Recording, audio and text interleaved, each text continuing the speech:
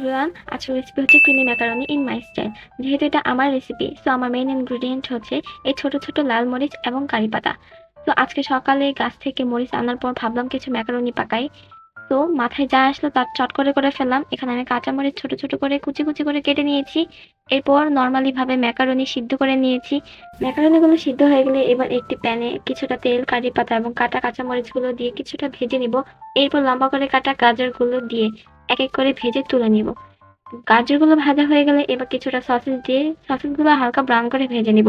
প্যানে কিছুটা তেল দিয়ে 2 চা চামচ ময়দা দিয়ে হালকা ব্রাউন করে ভেজে নেব। ভেজে নেওয়া হয়ে গেলে এর মধ্যে হাফ লিটার দুধ দিয়ে দিব। হাফ লিটার দুধ কিছুক্ষণ জাল করে নেওয়ার পর আমার ভেজে রাখা সবজি এবং সসেস দিয়ে দিব। 1 চামচ শুকনো মরিচ গুঁড়া, 1 চামচ চিনি, সামান্য লবণ দিয়ে হালকা জাল করে নেব। এরপর এর মধ্যে ম্যাকারনি এবং গোলমরিচ গুঁড়া দিয়ে 5 মিনিটের জন্য কুক করে নেব এবং সার্ভ করে নেব গরম গরম। বিলিভ মি, ম্যাকারনিটা এত ক্রিমি এবং কারি লিভসের যে flavour, just awesome. You can also try. Thanks for watching.